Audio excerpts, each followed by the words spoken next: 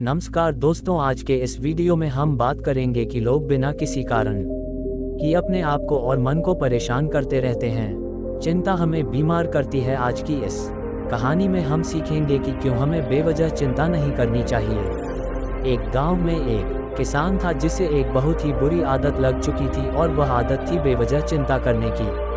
वह हर समय किसी न किसी चीज़ की चिंता करता ही रहता। वह हर समय सोचता रहता कि कहीं मेरे साथ कुछ गलत ना हो जाए, जबकि उसकी जिंदगी में अभी तक सब कुछ ठीक ही चल रहा था। उसके पास एक बड़ा सा खेत था जिसमें अच्छी खासी फसल हो जाती थी। खेती करने के लिए 2 बैलगाड़ियां थी, एक अच्छा घर था, एक पत्नी और 2 प्यारे बच्चे थे। लेकिन फिर भी वह किसी न किसी अनहोनी के बारे में सोचकर बेवजह चिंता करता रहता। कभी सोचता कि अगर मेरी फसल में कीड़े लग गई तो क्या होगा, अगर आवारा पशुओं ने फसल को बर्बाद कर दिया तो क्या होगा, अगर सूखा पड़ गया या अत्यधिक बारिश हो गई तो मेरी फसल खराब हो जाएगी।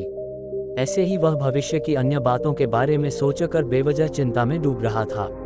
जैसे कि कहीं खेती के समय मेरे बैल बीमार ना पड़ी जाए, मेरे बच्चों का भविष्य कैसा होगा, कहीं बुरा में मुझे कोई बड़ी बीमारी ना हो जाए, मेरे बच्चे बुढ़ापे में मेरा ख्याल रखेंगे भी या नहीं, वगैरह वगैरह। अपनी इस लगातार बेमतलब चिंता करने की आदत की वजह से वह आसान और परेशानी नहीं लगता था और अब उसका किसी भी काम में मन भी नहीं लगता था। उसकी पत्नी ने भी इस बात को अनुभव किया कि उसे बिना मतलब चिंता करने की आदत पड़ चुकी है। उसने उसे कई बार समझाने की कोशिश भी की, तुम बेवजह चिंता करना छोड़े दो, लेकिन उसके समझाने का कोई मतलब नहीं रहा। उसे पता चला कि नगर में एक महात्मा आए हैं जिनके पास सारी समस्याओं का हल है। फिर एक दिन वह उसे लेकर एक बौद्ध भिक्षु के आश्रम में पहुंची। बौद्ध भिक्षु बहुत ही बुद्धिमान और ज्ञानी व्यक्ति थे। किसान और उसकी पत्नी अपनी सारी समस्या बौद्ध भिक्षुओं के समक्ष रख दी। किसान ने कहा, महात्मा, मैं हर समय किसी ना किसी बात की चिंता करता रहता हूँ। मैं ज्यादातर उन बुरी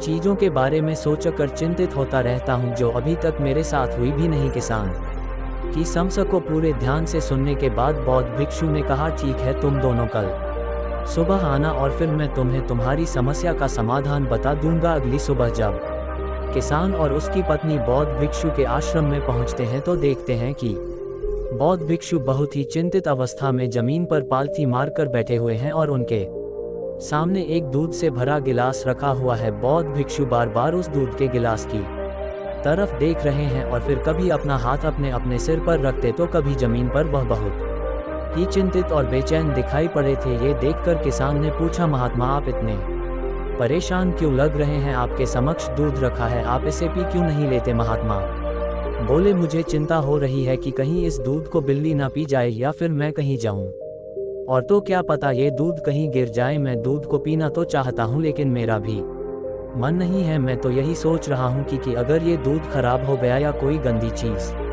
इस पर पच गया तो फिर क्या होगा। इतना सुनकर किसान जोर जोर से हंसने लगा। किसान ने हंसते हुए कहा, इसमें इतनी चिंता करने वाली कौन सी बात है, ये दूध ही तो है। अगर इसे बिल्ली ने गिरा दिया या ये खराब हो गया या फिर किसी ने इसे पी लिया तो क्या हो गया, यह आपको दोबारा मिल जाएगा। और वैसे भी आपका चिंता करना व्यर्थ है, क्योंकि ना तो अभी इसे बिल्ली ने गिराया है, ना ही खराब हुआ है और ना ही अभी किसी ने पिया है, और हो सकता है कि भविष्य में ऐसा हो भी ना। किसान के मुंह से यह बातें सुनकर बौद्ध भिक्षु मुस्कुराए और बोले, मैं भी तो तुम्हें ही यही समझाने का प्रयास कर रहा हूँ कि भविष्य की उन घटनाओं की चिंता करना व्यर्थ है जो अभी हमारे साथ हुई ही नहीं और बहुत बड़ी संभावना है कि वह कभी होगी भी नहीं। और अगर हो भी गई तो जिस चीज़ को तुम एक बार हासिल कर सकते हो उसे तुम दोबारा भी हासिल कर सकते हो, और अगर नहीं कर पाए तो कोई बात नहीं, क्योंकि समस्याओं के आने के साथ ही उन समस्याओं का सामना करने की हिम्मत भी